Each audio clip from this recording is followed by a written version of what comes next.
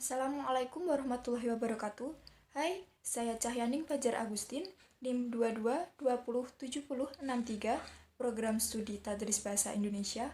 Di sini, saya akan membahas materi tentang pragmatik dalam linguistik.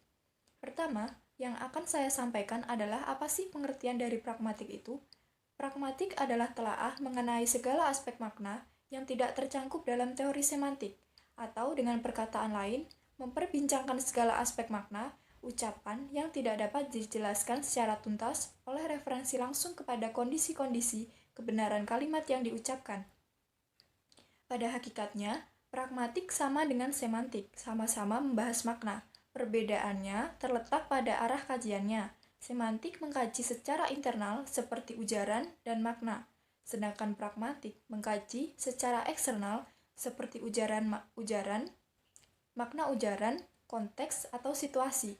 Secara singkat, dapat dikatakan bahwa pragmatik mengkaji makna yang dipengaruhi oleh hal-hal di luar bahasa. Maka dari itu, ilmu pragmatik mengkaji hubungan bahasa dengan konteks dan hubungan pemakaian bahasa dengan pemakai atau penuturnya. Dalam tindak operasionalnya, kajian pragmatik itu berupa menjelaskan bagaimana bahasa itu melayani penuturnya dalam pemakaian. Selanjutnya, ialah contoh aplikasi pragmatik dalam kehidupan sehari-hari. Berikut pertuturan antara A yang menjadi penutur dengan B yang menjadi lawan tutur. A. Punya tisu, B. Punya nih. B mengeluarkan tisu dan memberikan kepada A. Secara gramatikal, pernyataan A kepada B hanyalah A ingin tahu apakah B punya tisu atau tidak, tetapi secara pragmatik mengandung pengertian bahwa A ingin meminjam tisu untuk membersihkan kotoran. Pengertian yang terkandung di dalam ujaran dalam kajian pragmatik disebut maksud, bukan makna.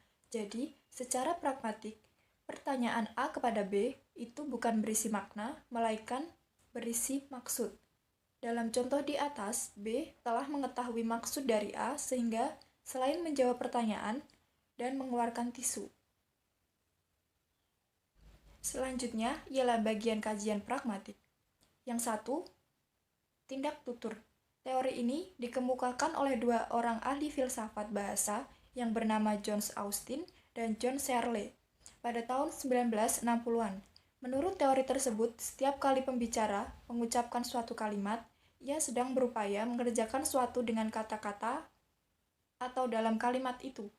Tindak tutur yang dilakukan dalam bentuk kalimat performatif oleh Austin dirumuskan sebagai sebuah tindakan yang berbeda, yaitu A. Tindak tutur lokusi.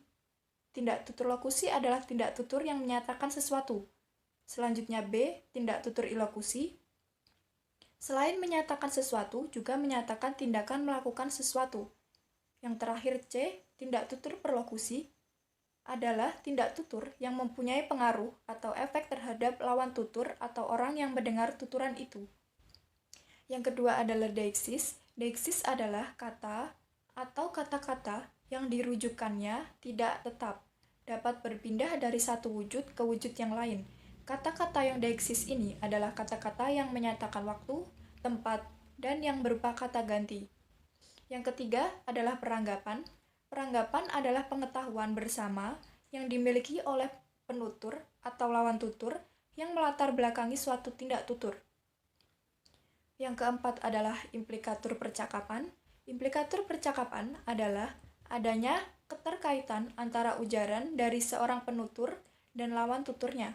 Namun, keterkaitan itu tidak tampak secara literal, tetapi dapat dipahami secara tersirat. Dengan kata lain, implikatur adalah maksud keinginan atau ungkapan-ungkapan hati yang tersembunyi. Yang kelima adalah prinsip kerjasama dalam pertuturan. Pertuturan akan berlangsung dengan baik apabila penutur dan lawan tutur dalam penuturan itu menaati prinsip-prinsip kerjasama seperti dikemukakan oleh Grice. Dalam kajian pragmatik, prinsip tersebut disebut maksim, yakni berupa pernyataan ringkas yang mengandung ajaran atau kebenaran. Setiap penutur harus menaati 4 maksim kerjasama, yaitu maksim kuantitas, maksim kualitas, maksim relevansi, dan maksim cara. Berikut penjelasannya. Yang pertama adalah maksim kuantitas. Maksim kuantitas menghendaki setiap peserta tutur hanya memberikan kontribusi yang secukupnya saja atau sebanyaknya yang dibutuhkan oleh lawannya. Jadi jangan berlebihan. Yang kedua adalah maksim kualitas. Maksim ini menghendaki agar peserta pertuturan itu mengatakan hal yang sebenarnya, hal yang sesuai dengan data dan fakta, kecuali barangkali kalau memang tidak. Yang ketiga adalah maksim relevansi. Maksim ini mengharuskan setiap peserta penuturan memberikan kontribusi yang relevan dengan masalah atau tajuk pertuturan. Yang terakhir adalah maksim cara. Maksim ini mengharuskan penutur dan lawan tutur berbicara secara langsung, tidak kabur, tidak ambigu, tidak berlebih-lebihan, dan runtut. Selanjutnya, hubungan pragmatik dengan konsentrasi bahasa.